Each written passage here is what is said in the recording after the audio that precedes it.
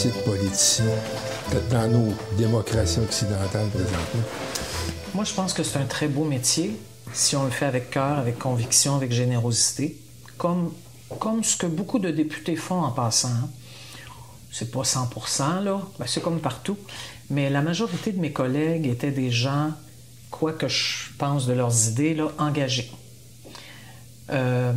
On fait aussi, comme député, beaucoup de travail dans les comtés. Il ne faut jamais oublier ça, là.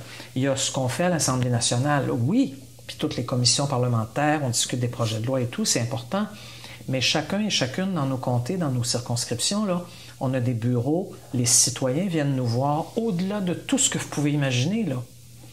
Au bout de 2 ans, pas moi, là, mais mon personnel, les femmes formidables et hommes qui travaillaient avec moi, en avaient vu 400. C'est fou parce que dans la classe moyenne, supérieure, aisée, etc., il n'y a pas grand monde qui va penser à aller voir son député s'il vit un problème. Mais les personnes plus seules, parfois âgées, parfois très jeunes, pauvres, des personnes parfois qui ont des problèmes de santé mentale ou des problèmes de santé, tout simplement. Des personnes qui se sentent exclues, qui ne savent plus où se tourner. Je ne sais pas comment elles font, là. Elles trouvent l'adresse du bureau de député. Puis on les reçoit. C'est la plupart du temps les employés, les attachés politiques. Il y en a qui développent tout un travail là, de lien avec les citoyens, avec toute l'administration de la société québécoise, Hydro-Québec, Revenu Québec, l'aide sociale, etc. Et ils règlent tellement de cas, vous ne pouvez pas imaginer. Ça aussi, ça fait plaisir quand même. Et puis, moi, ce que j'ai fait beaucoup, toujours avec mon équipe dans le comté, jamais toute seule, c'est de travailler avec les organismes. Puis là, ben, tu sais, quand on réussit à, je sais pas moi, empêcher la fermeture d'une garderie, on est content. Quand on réussit, à force de travail, mais là, avec beaucoup de monde, à ce que un bâtiment de la CSDM soit finalement vendu après 6 ans d'efforts à une série d'organismes communautaires. Et ça va devenir le centre social et communautaire de la Petite Patrie. On est fiers. Quand on sauve un théâtre de marionnettes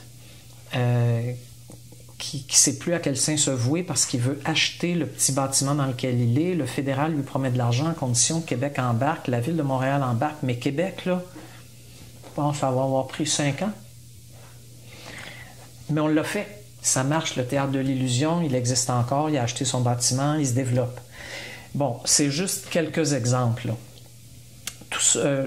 On a réussi à sauver un programme particulier pour enfants autistes dans un CPE du comté. Sébastien Proulx, avec qui j'ai discuté, que j'ai réussi à amener sur le terrain, qui a rencontré des parents.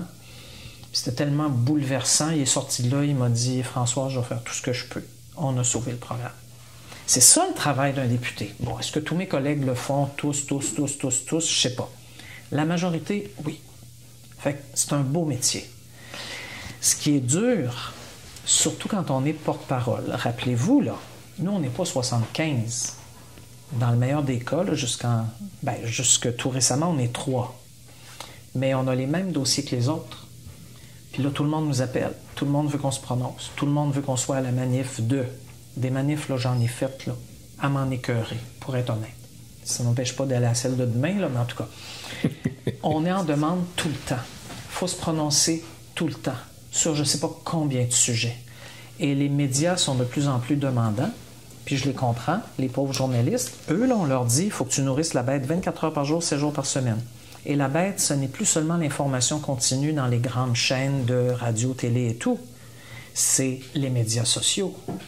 Alors, eux sont en demande tout le temps parce qu'ils se font dire, ben, il faut que tu fournisses, il faut que tu nourrisses la bête. Donc, nous, on est en demande tout le temps. À 3, là, oh, c'était dur. Ça a fait partie de mon épuisement aussi.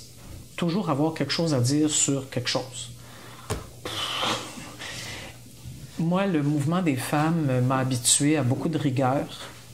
Et chaque fois dans le mouvement des femmes qu'on produisait un dossier, là, le gouvernement, il pouvait être en désaccord, mais il ne pouvait jamais dire « vous avez tort sur tel chiffre, sur tel fait ». C'était impeccable. Quand on est porte-parole en politique, là, C'est pas tout à fait ça qui se passe. Bon, là, ça va être plus facile pour Québec solidaire, 10 députés, plus de recherchistes, etc. On va être en terrain. Québec solidaire va être en terrain beaucoup plus solide. Puis moi, je dis pas qu'on a dit des niaiseries, là. Mais par moments, je ressentais que ce que je disais, au fond, était un peu superficiel. Mais ça, c'est moi, là. C'est comment moi je suis faite. Puis que si le journaliste avait eu le temps de gratter pas mal profondément en dessous, là, il aurait découvert que mes connaissances, finalement, étaient limitées. C'est pas vrai qu'un seul député peut tout connaître sur tous les sujets. Les politiques sociales, fiscales, les mines, les forêts, l'agriculture, l'aménagement urbain.